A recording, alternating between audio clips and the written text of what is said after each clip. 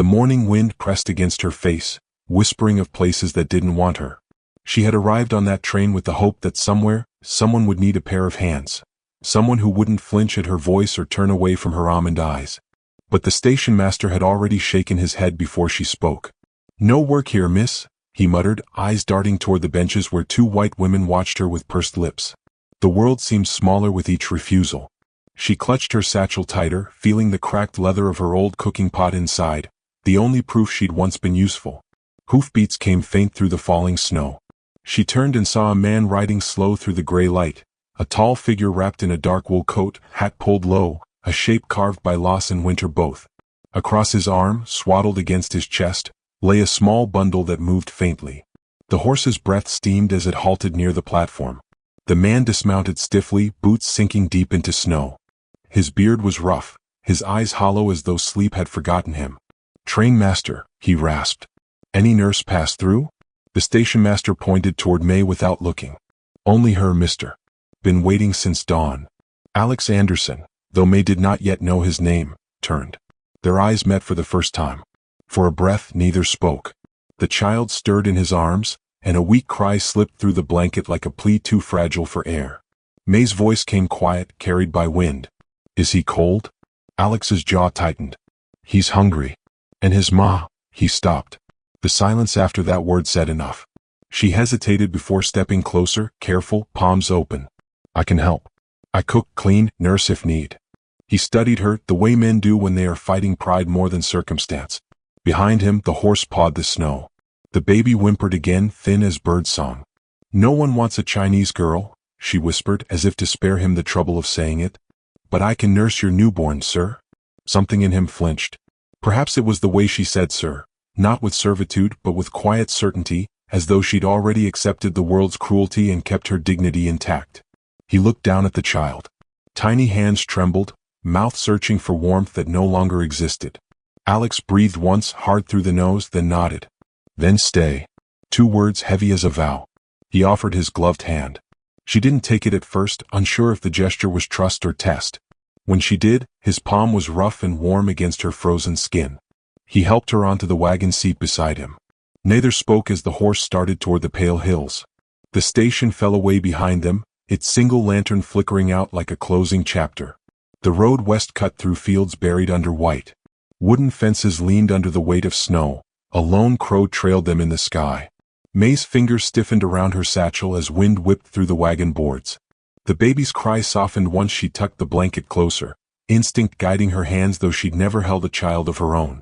Alex watched her sidelong, noting the tenderness in each movement, the small hum that rose from her throat, a melody foreign yet soothing like the language of prayer.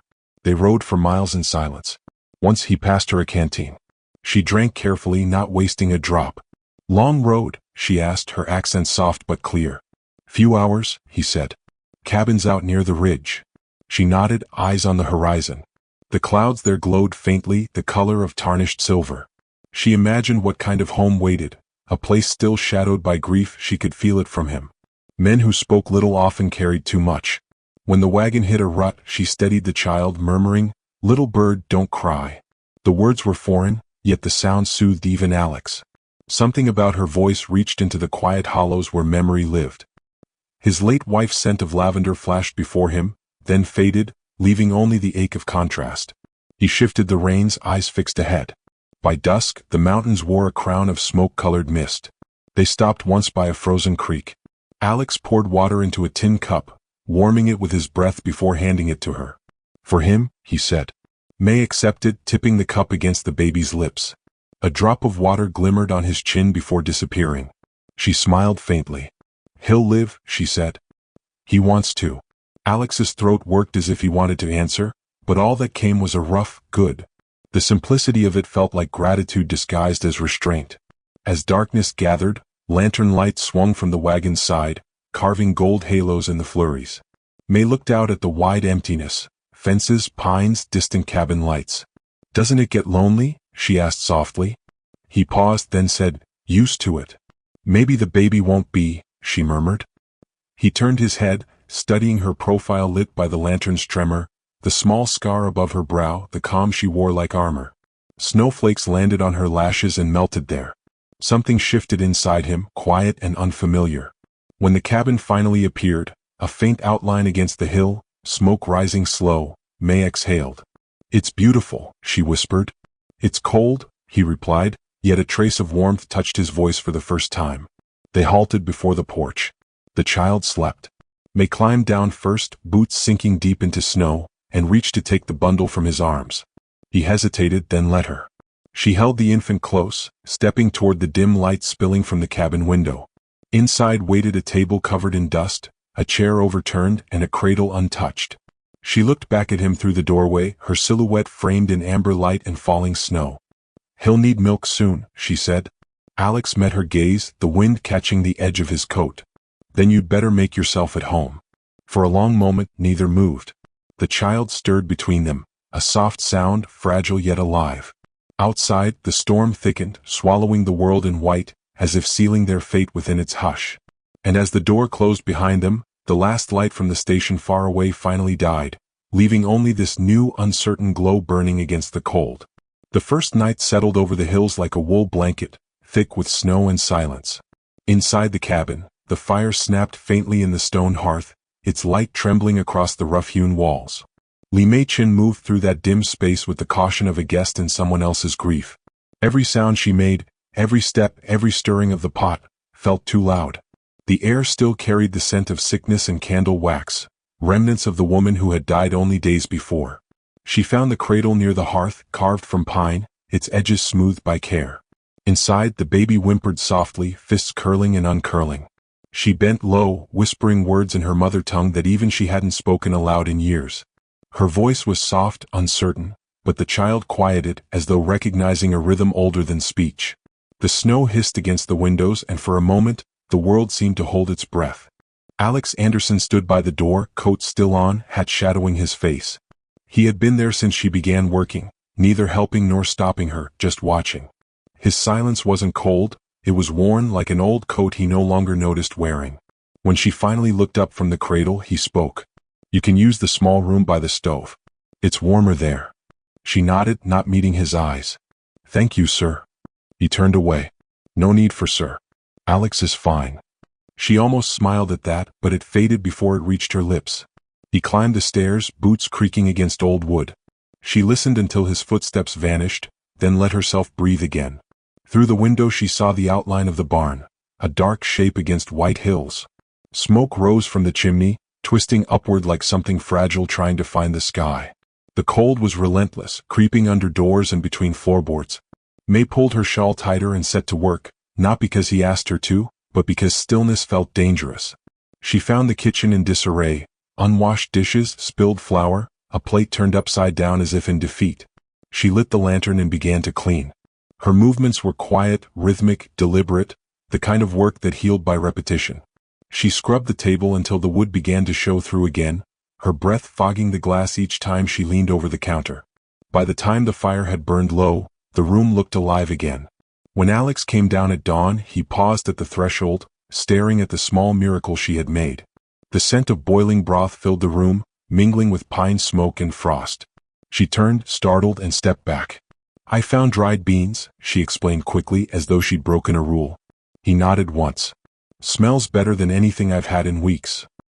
He sat at the table without invitation. She served without asking. They ate in near silence, the only sounds the crackle of the fire and the baby's faint breaths from the cradle. After a while Alex said, "Town'll talk." Her hand paused around the ladle. "They already do." He looked at her then, truly looked, the pale scar above her brow, the small tremor in her wrist, the steadiness in her eyes. "Don't listen," he said. She offered a small nod. It is easier not to listen when one has nowhere else to go. Something in her words struck him. He reached for his hat and left as if escape were easier than reply. The days that followed settled into a fragile rhythm. Alex worked outside until dusk, shoulders dusted white with snow. May stayed inside tending to the child and the fire. The silence between them softened, grew companionable. Once, when she burned her hand on the kettle, he wordlessly brought a jar of salve, setting it beside her without comment. Later that night, she found her worn gloves replaced with a fur-lined pair on the table. No note, no mention. In small gestures they began to understand each other, the language of care unspoken. She learned he preferred coffee black, that he walked with a limp on cold mornings, that he paused before entering the room where his wife had died. He learned she hummed while she worked, that she always left a bowl of rice near the window before a storm, that her smile, when it appeared, was so faint it could be mistaken for candlelight. One evening, as the snow fell thick again, she found him repairing a broken fence by lantern glow. "You work too long," she said softly. He glanced up, the light cutting through his breath. "Keeps me from remembering." She said nothing, only took the hammer from his hand.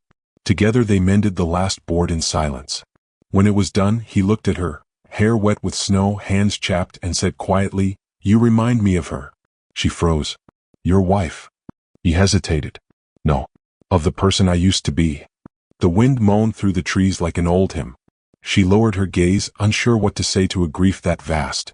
He walked back toward the cabin, and she followed, carrying the lantern between them. Inside, the baby was awake, eyes bright under the flicker of firelight. May lifted him, swaying gently. Alex watched from the doorway, his face unreadable. She began to hum again, that same tune she'd sung on the wagon, the one he couldn't forget. "Where did you learn that?" he asked. "My mother sang it when the winters were cruel," she said. "Said it kept the wind away." He nodded slowly. "Seems to be working." For the first time she laughed, quiet, unsure but real. It startled him. The sound filled the cabin like the return of spring. As night deepened, he built up the fire. She set the baby back in the cradle, covering him with a quilt she'd mended from scraps. The flames' light flickered across their faces, hers serene, his lined with fatigue. For a long moment they stood there side by side, saying nothing, listening to the snow. But the world beyond those walls hadn't softened. The next morning, a wagon appeared on the ridge, Mrs. Whitaker from the neighboring farm. Her eyes swept over May like a verdict. "You've taken her in?" she asked Alex. "The men are talking. Best send her back to wherever she came from." Alex's expression didn't change. "She stays." The woman sniffed, pulling her shawl tight. "You'll regret it. Folks don't forget what they think they know." When she left, May stood at the window, her reflection pale in the glass. "She is right," she murmured. "I bring trouble." Alex, without turning, said, "You bring warmth." The words hung in the air like something dangerous and true. That night, while he slept upstairs, she sat by the fire alone, watching the baby breathe. Outside, the wind howled through the chimney, shaking the shutters. She whispered the lullaby again, but her eyes were wet. From the dark above, Alex stirred, hearing her voice, gentle, breaking, yet strong enough to hold the night together. He lay awake, staring at the ceiling, knowing that by morning, nothing inside him would ever be as quiet again. The first clear morning in weeks broke sharp and silver, the kind of winter day that tricked a man into thinking the cold was gentler than it was. Sunlight glittered on the frozen valley, but breath still smoked in the air like ghosts. Alex Anderson hitched the wagon by habit, bundled his son against his chest, and turned to find May pulling her shawl close, cheeks flushed from the chill. She carried a list folded in her pocket, flour, soap, thread, and her shoulders set with quiet purpose. "The town's only a few miles," he said, tightening the reins. "We'll be back before noon." She nodded. "If they let us buy what we need." He didn't answer. They both knew what awaited her beyond those white hills. The road wound through drifts that sparkled like crushed glass, the horses' hooves breaking through with dull thuds. The baby slept most of the way, and May sat silent beside Alex, her eyes tracing the faint curls of smoke from distant chimneys. Each plume marked a house where she would never be welcome. By the time they reached Rockvale, the streets were slick with thawing ice. Men shoveled in front of the general store, their breath rising in pale ribbons. The church bell rang somewhere uphill, its echo swallowed by the wind. Alex guided the wagon to a stop.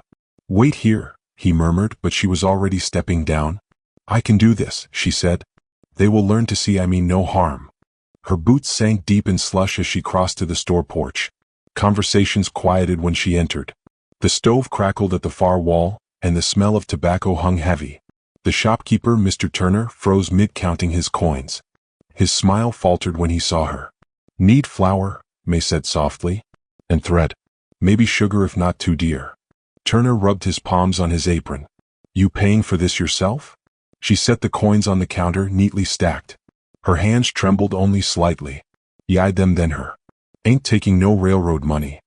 "I worked for my keep," she said. "Same as any woman." A woman by the stove, Mrs. Hammond, laughed under her breath. "You ain't any woman, honey." Folks know where you come from. May's face stayed still, though color drained from her cheeks. I come from the same cold as you, she said quietly. And it bites just the same. The room stilled. Turner's jaw tightened. Best take your business elsewhere. Behind him, the door creaked open. Alex filled the frame like the shadow of a storm.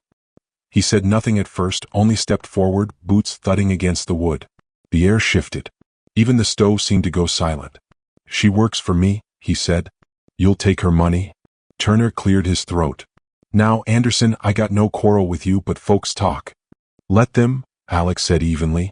He reached into his coat, dropped a silver dollar on the counter. That covers the flour. And her dignity. The coin rang out like judgment.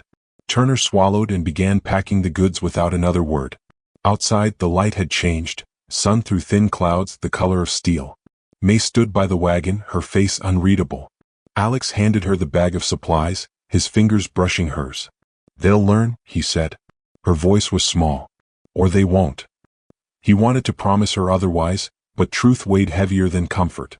They rode home without speaking. The baby woke once, whimpered, and went still again beneath her touch. By the time they reached the ridge, the wind had picked up, bending the pines like they were bowing to something unseen. Back inside the cabin, May set the flour and sugar in their place, movements slow, careful, as if arranging peace itself. Alex lit the fire, the orange light catching the edges of his beard. I'm sorry, he said finally. She looked up from the table. For what? For letting them speak to you like that. She shook her head. You cannot stop people's tongues. Only your own heart. The words struck deeper than he expected. He busied himself cutting wood, but she saw the way his jaw clenched, the way his hand lingered on the knife. That night, she cooked stew from the new flour, adding wild herbs she'd gathered from near the stream. The scent filled the cabin with something close to warmth. When Alex tasted it, he froze. This, he started, then stopped, eyes glistening faintly. It was your wife's recipe, May said. Her book was in the drawer. He lowered his head, voice thick. I haven't tasted it since the funeral. She smiled, faint but kind. She had good hands. He looked at her then, long enough for her to feel it. Not admiration, not pity, but recognition. Two people who'd both buried pieces of themselves. Outside, a storm gathered again. Wind roared down from the mountains, rattling the shutters. The fire popped, scattering sparks like fleeting stars. May wrapped the baby tighter and began to hum, that same fragile tune. Alex listened, his eyes half closed, letting the sound pull him from memory toward something gentler. But the quiet didn't last. 3 days later, a wagon rolled into the yard. Mrs. Whitaker climbed down, wrapped in her heavy furs, 2 women from church beside her. Alex met them at the porch. Afternoon, he said curtly. She nodded stiffly. Mr. Anderson, the women's committee came to speak. About the matter of propriety. Her glance slid toward the window where May's shadow moved behind the curtain. It's not fitting you keeping her here. Folks are saying you're defiling your wife's memory. Alex's expression didn't change. You're standing on ground she kept alive. You calling that sin? One of the women sniffed. It's shame, that's what it is. May opened the door then, quiet as snowfall. Please, she said, voice trembling only slightly. If my being here offends, I'll go. Alex turned sharply. You'll stay where you belong. The words landed heavy, and the women gasped as if he'd cursed. Mrs. Whitaker's eyes narrowed. Then may the Lord have mercy on you both. When the wagons left, tracks scarred the snow like claw marks.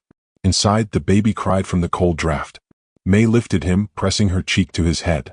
You shouldn't have said that, she murmured. I meant it, Alex said. She shook her head. You meant to protect. But protection can wound too. He looked at her, uncertain. You'd rather I let them drive you out? I would rather not be the reason they spit when they say your name. He had no answer. The storm arrived that night, heavier than before. Wind howled through the seams of the cabin, snow piling high against the door. The roof groaned under its weight. May tended the fire while Alex paced, restless. You think they'll come back? She asked. He stopped by the window. They already have, in their talk. She came beside him, gazing at the snow swirling beyond the glass. Words can burn worse than fire. He looked down at her, the reflection of the flames dancing across her face. Then we keep the fire ours. The baby stirred between them, small fists clutching at the air. She smiled faintly, whispering, He dreams. Alex turned from the window. Of what? Of warmth, maybe. Of hands that don't let go. He said nothing, but his chest ached at the truth of it. When she finally fell asleep by the hearth, he placed a quilt over her shoulders, fingers brushing a lock of hair from her cheek. The world outside howled in fury, but inside, something steadier held, like a promise forming in silence. He looked once more toward the window, snow pressing against the panes. Far in the distance, a faint light flickered, a lantern swinging on horseback, moving slow through the storm, coming closer. Alex's breath caught. The sound of hooves reached through the wind. Whoever was riding toward the cabin hadn't come to bring peace. The storm that had been circling the ridge for days finally broke with a howl. The night was a black mirror, the world outside the cabin erased in driving snow. Wind clawed at the windows and the fire guttered low, casting feverish light across the walls. Li Mei-chen stood by the cradle, rocking the baby as his small face twisted in sleep. The sound of the wind pressed like a hand against the roof, a moan that seemed almost human. Alex Anderson moved between the door and the hearth, restless, boots heavy with tension. "It's getting worse," he muttered. "Roof won't hold long if it keeps on." May only nodded. "We keep warm. That is all we can do." She didn't see the shadows moving beyond the porch until the dog began to bark. At first she thought it was the wind playing tricks, then came a fist against the door, hard enough to rattle the latch. Alex froze. Another strike followed, louder, the kind that carried laughter underneath. "Anderson, you home, lover of China girls?" A voice slurred through the storm. "Male mean too drunk to feel the cold. Heard you keep her in your bed now." Alex's shoulders tightened. He crossed to the wall where his rifle hung, hands slow, deliberate. "Stay with the baby," he told her. There were 3 of them, ranch hands from town, men who'd once worked beside him, now drunk on whiskey and hatred. Lantern lights spilled from their swinging lamp, turning the snow red and gold. "Open up," another voice shouted. "Let's see your foreign bride." May stepped back from the door, clutching the baby to her chest. Fear rose sharp and metallic in her throat, but beneath it something older stirred, a stubborn will that had carried her across the ocean, across deserts and rails. Alex flung open the door before they could strike again. The wind roared in, carrying snow like shards of glass. "Go home," he said, voice low as thunder. The men laughed. The one in front, Harlan Pike, grinned through broken teeth. "You used to be one of us. Now you're what, her protector?" "Her husband." He spat into the snow. "We'll teach her what this town thinks of her kind." The barrel of Alex's rifle lifted a fraction. "You'll teach nothing but your own shame." Harlan lunged, the lantern swinging wild. The gun went off, deafening in the storm. The shot went wide, hitting the doorframe in a burst of splinters. The lantern smashed, spilling fire across the snow, flames licking up like hungry tongues. The men stumbled back, cursing, but one grabbed a burning board and hurled it through the open doorway. The quilt caught first, then the curtains. May screamed for the baby, smoke flooding the room. Alex swung at Harlan, the rifle stock connecting with a dull crack. Another man struck him from behind. He went down on one knee. The smell of pine resin filled the air as the fire leapt higher, feeding on dry timber. May ran through the heat, coughing, eyes streaming. She tore the wet blanket from the washing line, soaked it in the basin, and threw it over the cradle. The baby cried once, a thin, terrified sound, and she gathered him in her arms. The fire roared behind her, orange light swallowing the shadows. "Alex," she shouted, but the wind drowned her voice. She could barely see him through the smoke, wrestling one of the men near the door. A table overturned, sending dishes crashing. Sparks rained across the floor. "Get out," he bellowed. "Go." She didn't move. Instead she threw the blanket around the baby and ran toward him, skirts singed at the hem. She grabbed the kettle from the hearth and doused the wall where the fire climbed, steam bursting into her face. The flames hissed but did not die. Her hands burned, she ignored the pain. The last attacker swung a fist that caught Alex on the jaw. He staggered, then drove his shoulder into the man's chest, sending them both into the snow outside. The storm swallowed their shapes. May stumbled after them, clutching the child, coughing until she could hardly stand. When the cold hit her skin, it was like falling into another world. The snow hissed where embers touched it, turning instantly to smoke. The men were gone, fled into the dark or lying still, she didn't know. Alex knelt in the snow, one hand pressed to his bleeding lip, eyes on the cabin. Flames licked the eaves. "Inside," he gasped. "Bucket, behind the barn." She ran, feet sliding on ice. The wind tore at her shawl, ripped it from her shoulders. By the time she found the bucket, her fingers were numb. She filled it with snow, ran back, flung it against the fire. It sizzled uselessly. She did it again and again until Alex came beside her, hauling water from the trough. Together they fought the flames as the baby wailed from the doorway, his cry piercing through wind and fire alike. At last, the blaze weakened, smoldering to black smoke. The two of them collapsed on the steps, breaths ragged, faces streaked with soot. Snowflakes melted on their skin. Alex turned to her. Her hair burned at the ends, her palms blistered, but her eyes steady. "You saved him," he said hoarsely. She shook her head. "We saved each other." For a long while neither spoke. The night was no longer silent. It was alive with the creak of cooling wood, the crackle of dying embers, and the steady sound of the baby's breathing. Alex rose unsteadily, went to check the barn. When he returned, his coat was soaked, his hands trembling from exhaustion. He found her still by the doorway, the baby asleep against her chest, the firelight from inside touching her face like a benediction. He knelt before her, voice rough. "You could have run." "I had nowhere to run," she said simply. "And your child needed me." He stared at her burned hands, reached for them, then stopped, afraid to cause pain. But she let him take them anyway. His fingers, calloused and shaking, wrapped around hers like a vow unsaid. "Those men," he began, but she interrupted softly. "They fear what they don't understand." He nodded, jaw tight. "They'll answer for it." She met his gaze. "No. Let the snow bury their shame. The child still needs warmth more than revenge." Her calm disarmed him. He realized then that she was not fragile, not the wounded thing they imagined her to be. She was tempered by suffering, as steel is by flame. A silence grew between them, deep and alive. He felt the pulse of her fingers against his palm, small and steady. Something shifted there, a quiet surrender neither could name. Dawn crept pale over the ridge, faint blue light spilling across the ruined yard. The cabin stood, blackened but upright. Smoke drifted in lazy curls. The town would see it soon, the scar of the night's violence rising into morning sky. Alex looked toward the east, where light touched the snow in long golden stripes. "You should rest," he said. She smiled faintly. "When the baby sleeps, I will." He hesitated, then brushed a thumb gently over the back of her hand. "Thank you, May."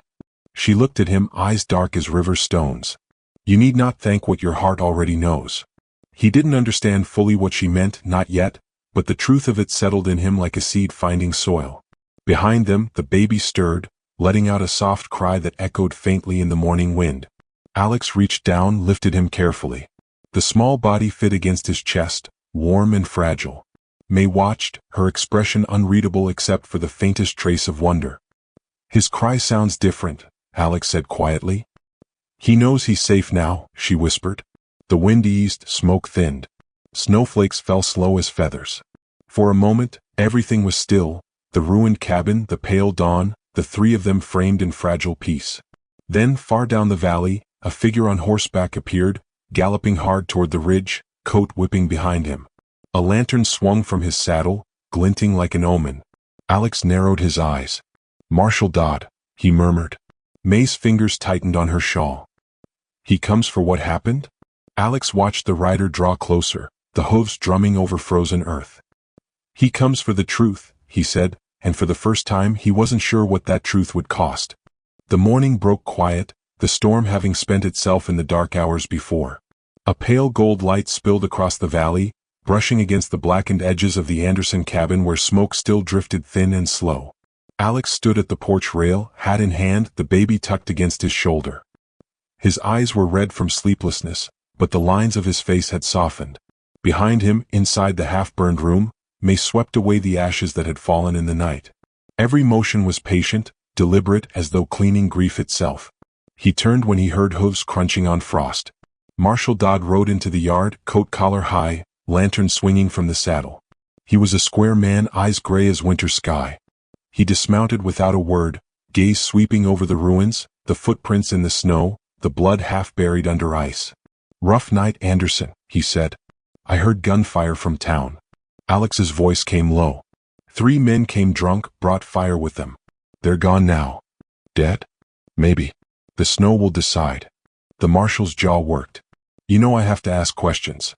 "Ask," Alex said.